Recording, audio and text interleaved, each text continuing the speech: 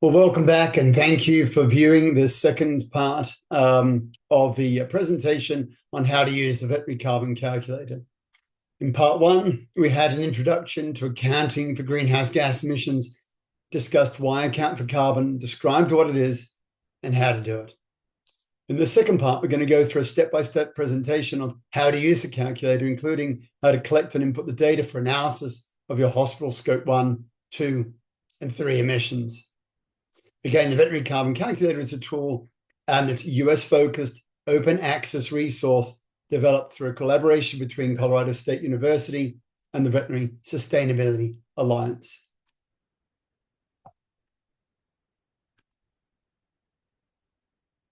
As a recap, the best way for us to tackle our emissions is to understand them by dividing them into various categories, create a greenhouse gas inventory, and quantify them with a calculator using standardized emission factors in carbon dioxide equivalents. The scope 1, those direct emissions, as you can see here in blue, being those created on site, such as from a natural gas furnace or oil furnace, water heater, owned vehicles, waste anesthetic gases. Scope 2, indirect emissions, such as those off-site from predominantly the production of electricity, but also steam, if it's from an oil, gas, or coal-fired plant. And then scope 3, or the other indirect emissions, including procurement, medical equipment, supplies, waste, travel, and commute, food, and water. And here again is an example from my hospital in California, 2023. And we're going to be talking about how to prioritize reduction changes so we can use that information. And it's essential to have quantified data for future comparisons through an audit process that can then provide proof that impact reduction strategies have made a difference. This is essential when convincing management or commercial to continue to invest in environmental reduction strategies. So what you'll need for scope 1, again, are those natural gas bills in therms, or if you have an oil furnace, then in gallons. If you have owned or leased mobile combustion devices such as vehicles for ambulatory services, if you're an equine or large animal practice, vehicle type and miles, anesthetic gas in mills purchased, and any topped off fugitive emissions from something like your HVAC system, refrigeration systems. And then scope 2, this is going to be predominantly electricity bills, summed for the year, usually measured in kilowatt hours.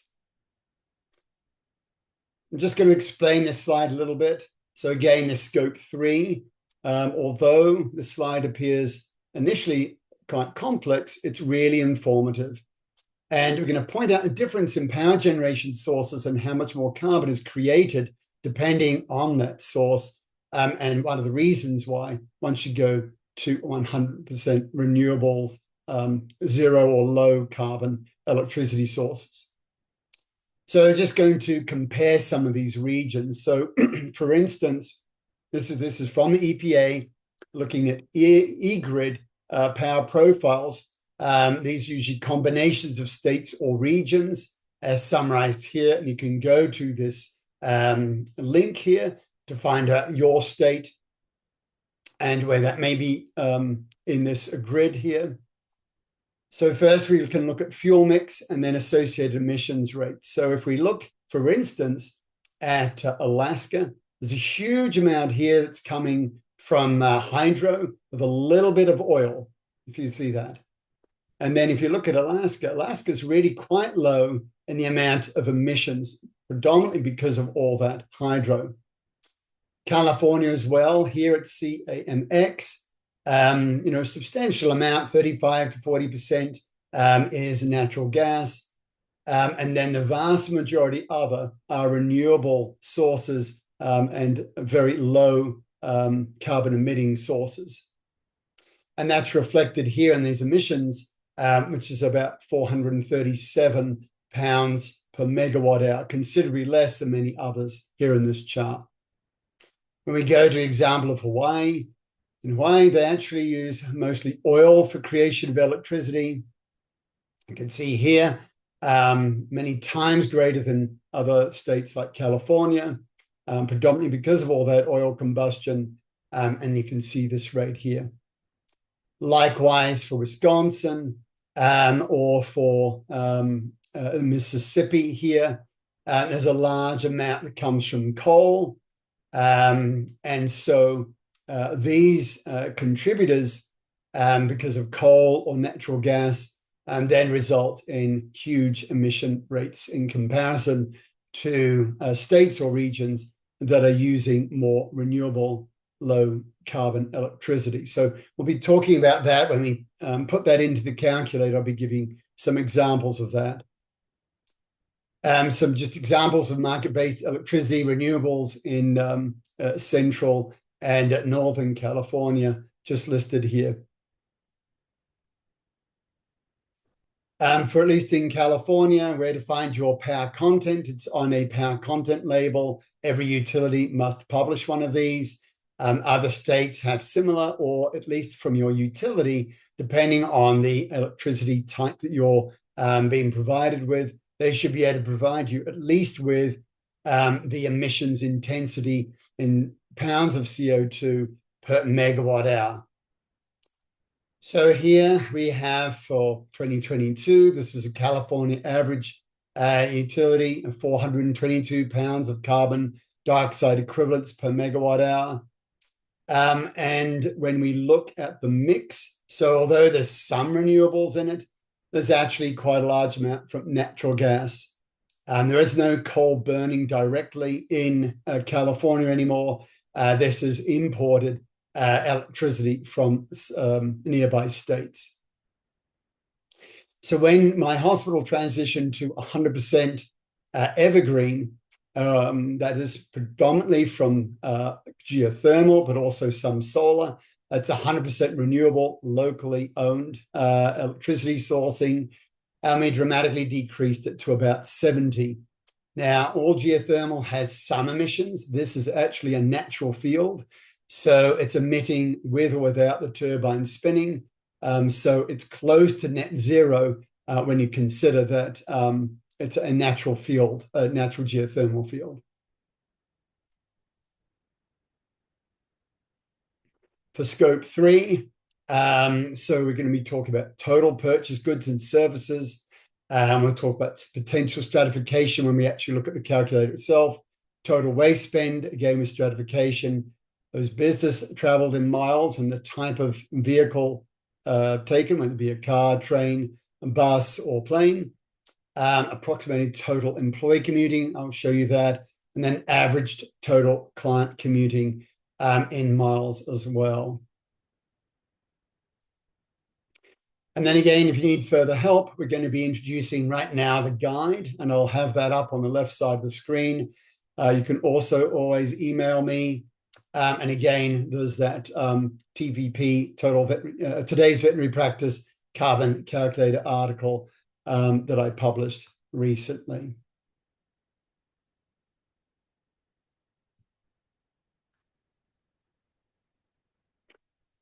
Okay, and then with that, I'm now going to transition to, sorry, I'm just going to get rid of that for now. And I'm just going to take you immediately to the rest of the presentation here. Okay, so what I want to show you right now is that we have this guide. We're going to have this up on the left side of the screen. Going to be going through this extensively as we move through. It's got a nice little introduction with some of the things that we were talking about, and then how to use the calculator, starting with the clinic information.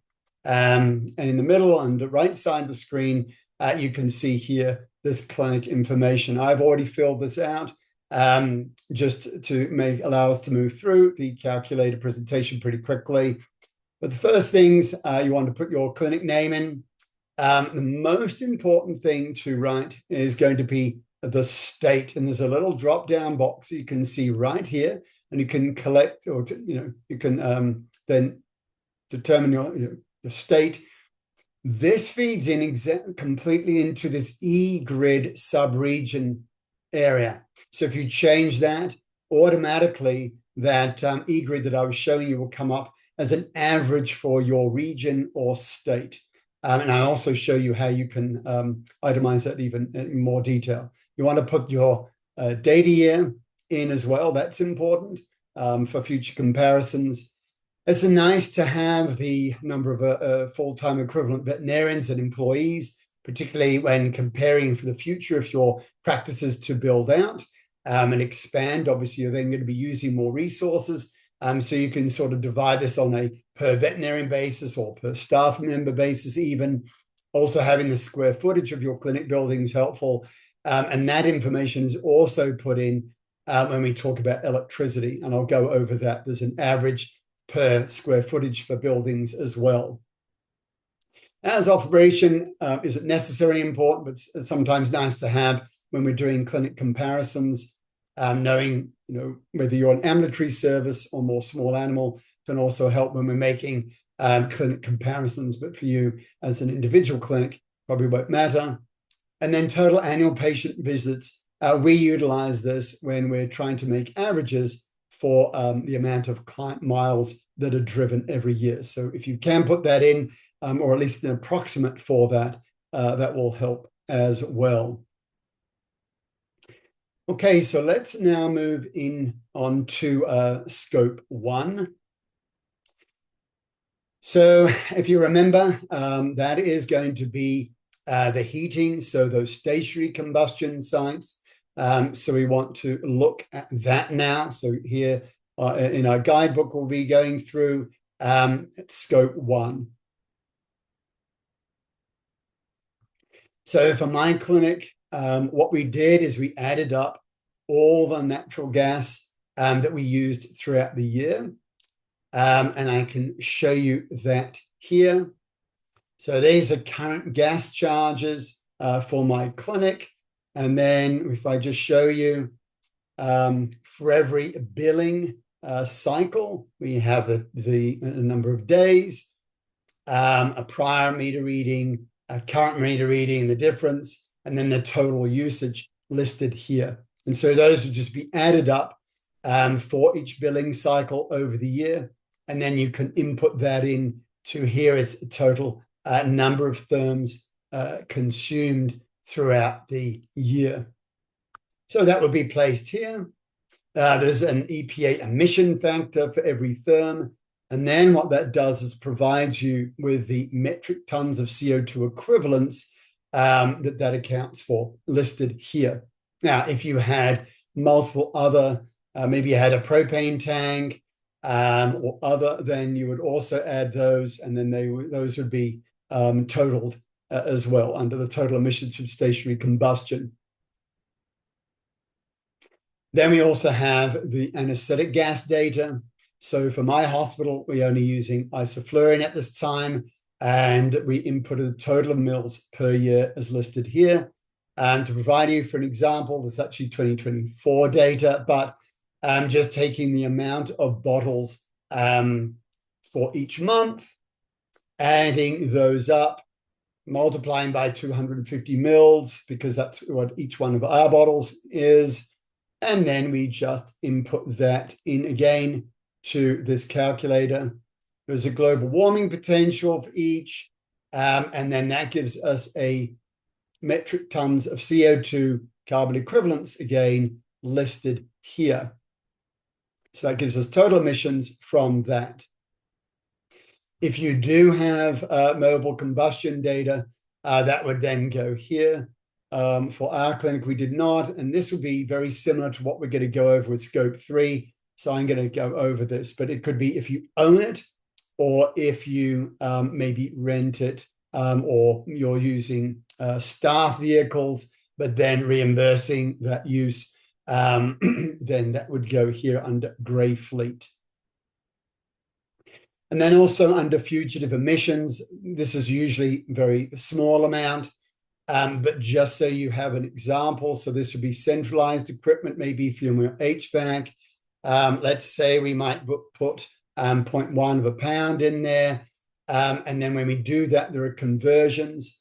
One can then go to the gas type even, and whoever has done that will be able to provide you with the gas type. And here we have a complete breakdown of those gas types. And then that also then results in the amount of metric tons of CO2 equivalents used, and that would be listed here. So for that, for us that year, we have 0, so we're going to make that 0, but just so you have that as information for you. And now we come down again to the bottom here, and we're going to click on the Scope 2 tab. And on the left-hand side here, we're going to go through Scope 2 on the guide. And this is pretty nice, easily laid out for you here. So right at the very top, I just want to show you the very first step is to choose the data type. So here we have the electricity type based on the e-grid region. So you don't have to, if you use this, you inputted that information initially into that clinic information. The only thing you would have to do is to put in the electricity consumed in kilowatt hour total here. You can see this is in white and is active. The other areas are grayed out here. Obviously the steam, we're not going to really go over that today, but the other 2 areas would be grayed out here and not part of this calculation. Where do you find your electricity? So the same thing, you'd go to your electricity bill. You would then go here, the days billed. And so this is for this particular month. And then you would find here your total usage in kilowatt hours. Now, obviously, your utility bill may look a little different, but you'll add that up for the year of whatever that is, if it's 2023. So then you would add that up. Okay, let's go back to the calculator. So that is then broken down automatically into megawatt hours. Again, that e-grid sub-region name, yes, that is correct. The factor is imported there directly.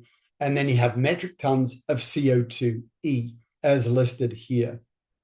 Okay, now, when you transition to a different form of electricity sourcing, you want to be able to input that into the calculator so it's more accurate. And so when we know the power content emission factor, we then will gray out that top and we'll then have active this next area here. Now, this is when we transitioned to 100% renewable electricity. Now, if you come back over to the left side of the screen here, you can see, if you remember, this is that power content label. Evergreen was 70. That's pounds of CO2e per megawatt hour. Right here, 70. So you want to then look at that, and you can input that 70 directly here. You can change that for whatever number it is. You can put that 70 in there.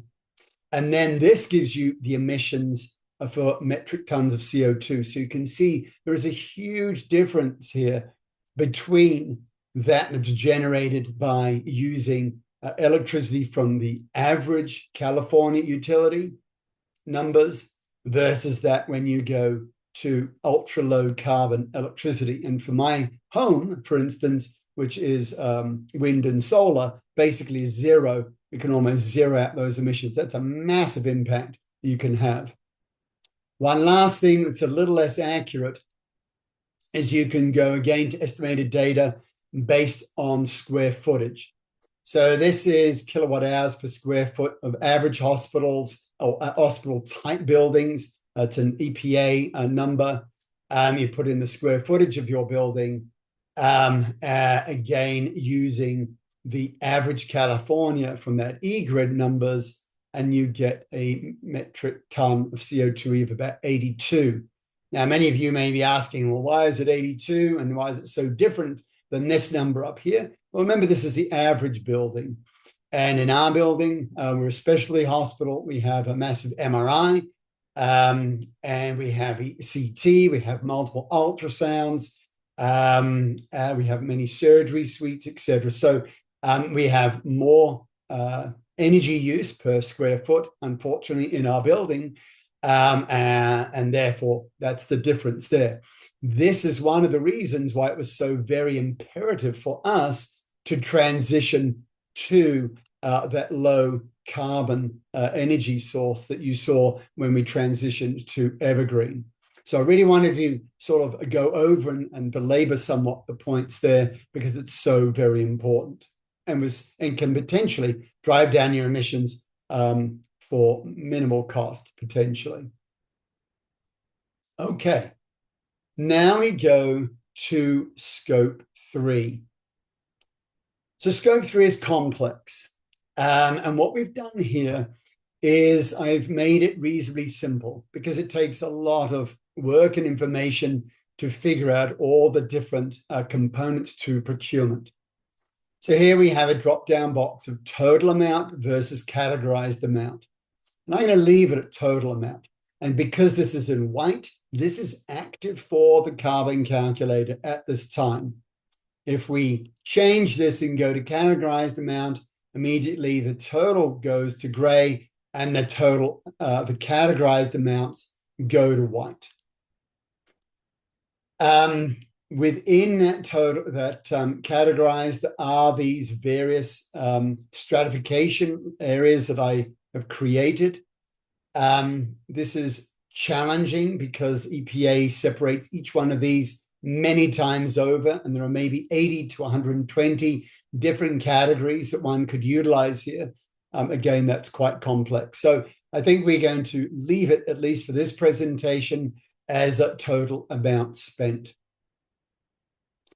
Likewise for waste, for us, we used it on spend data, and we calculated by adding all our waste data how much that was. There are different stratifications for whether you have sharps that are incinerated versus sharps that are sterilized and then put through autoclave and then put into landfill. Same thing goes for medical waste. There are different stratifications for that. Chemotherapy. Those are usually pretty small amounts other than sharps for most hospitals. Even with waste expense, most of it is done per amount charged, and you will have certain pickups from your hospital in yard bins. You are not detailing the weight of all your waste. It's usually just how much you get charged by your hauler based on the yard size of bin. And therefore, quantification of waste is more challenging. Now, you can do a waste audit. When you do that waste audit, that is complex. And you really need to really itemize each one of those areas, have many, many days that you collect data from so you can average the quantification of it. So it's quite complex. So for us, at least at this time, we have just added the amount spent, and then there's conversion factors for that. So that's why we have just put spend in here. Now, when we come to business travel, this is really important, something that we can all do. So we then add up for each, whether it be CE or other business travel, the amount of miles for each passenger car. So that could be transport to and from the airport, to and from a train station or bus station, etc. Those will be all added up for all individuals, and that would be totaled here under passenger car. If you know that it was taken by a light duty vehicle, an SUV or a hybrid, etc., you could input those separately there, but otherwise usually just average it for a passenger car. If there was intercity for that year, for 2023, there was not. For 2024, I did take a train all the way from California to Salt Lake City and back, and so I would be inputting that if it was a different year. And then obviously air travel, we approximate the number of miles traveled, their return. And then we would place all of that there. All of those get added up with total emissions for business travel, with all those different emission factors. And then we have total emissions of metric tons of CO2e here. So now let's move through to employee commuting data. As summarized here, what we did at our hospital is we calculate based on miles traveled in different vehicle types for each employee. So we had one of my staff members went through and looked at this data, and they inputted that data for us. When we do that, we then stratified it based on the type of vehicle driven each day, and then also the amount of miles driven per year approximated for the number of days that they were driving, and the number of weeks worked for that year. That can be quite a lot of work. If you only have 5 employees or 10 employees, obviously that's much less. For us, there were about 62 employees, but it really didn't take that long. We knew approximately how far they lived from work. We just did it on a return day basis. And so it was a reasonably easy calculation. And we just then asked them to fill out a survey, the type of car that they drove. And then we could sum the miles driven a year for all our employees. And again, then we got the total emissions in metric tons of CO2e. Now, for client travel, this is more challenging.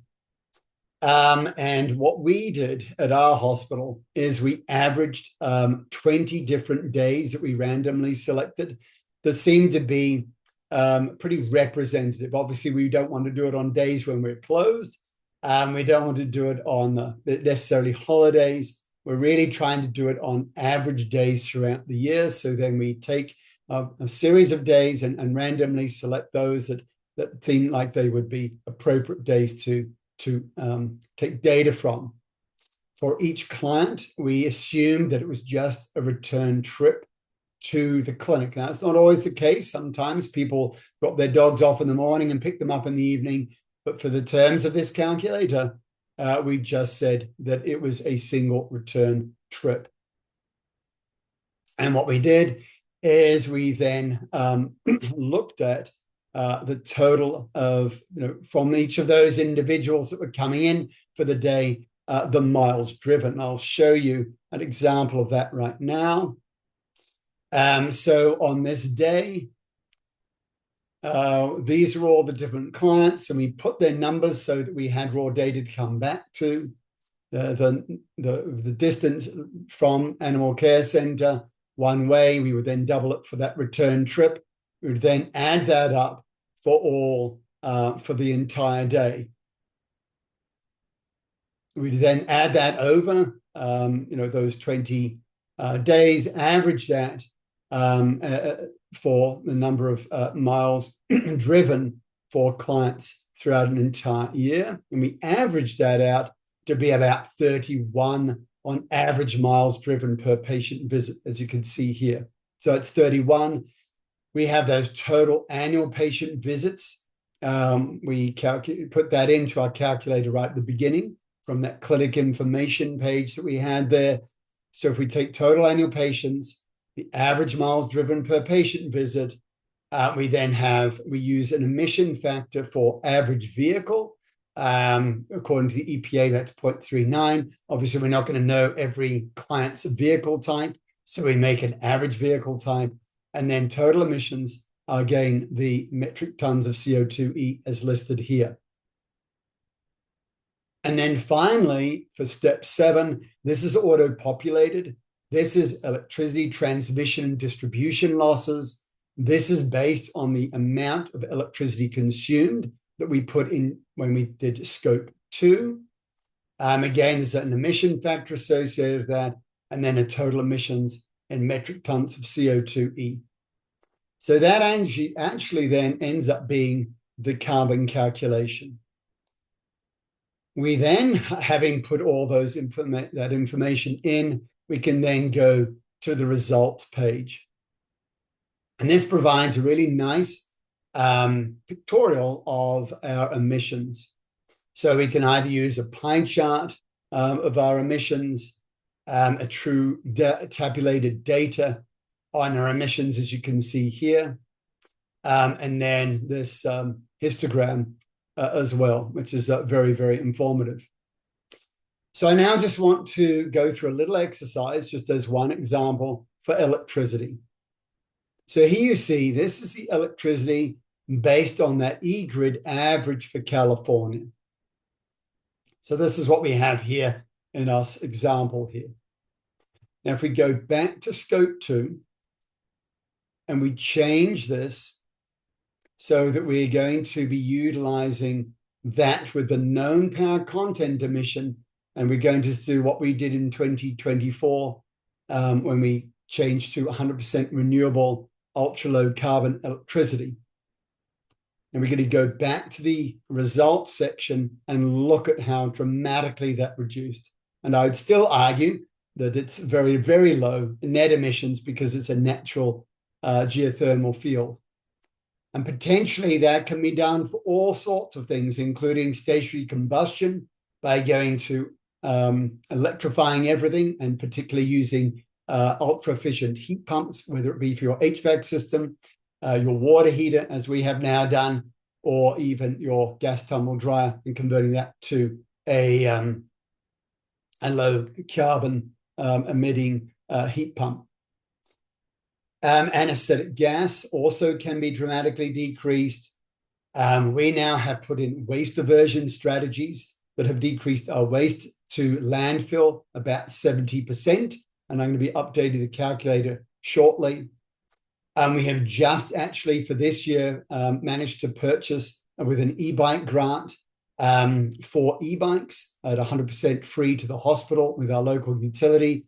And later this year, we're going to be installing 9 EV chargers that we're going to be able to have for client and staff use, which will also dramatically decrease our employee and our client travel potentially as more people purchase EVs. And then we've also moving this year to many reusable surgery supplies and dramatically decreasing the amount of disposables for surgery that we're utilizing. So that's hopefully over time also going to substantially reduce somewhat our purchase goods and services. So you can see by over time, we're going to be able to rapidly decrease some of these emissions. And then finally, I just wanted to bring up this example here. This is a greenhouse gas equivalencies calculator, as you can see here. This is provided by the EPA. It's a nice, easy website. If we go to emissions data and I plug in those emissions from the average California utility emissions that we had up first, and that was 1,065 metric tons, and we convert that here, as I'm going to show you now. This then shows you in conversion. So it's an easy explainer to people when you're trying to say, this is how much tons. 1,000 doesn't mean much for people. But if you say, well, that was the equivalent of driving 2 million or almost 3 million miles, that's pretty substantial. People can wrap their head around that. Or 1 million pounds of coal burned. Again, obviously, maybe less pollution because most of it would have been natural gas, but still one can get the point. Even that our hospital uses the same as 143 average homes a year. So I think this can be a really nice way to explain the emissions there. So anyway, thank you very, very much for joining this session. I hope that this provides you with some, information that will make you want to drive to do your own calculation. And then please do reach out to me if you have any questions with that VSA email address that I gave you previously. So again, thanks so much for joining me.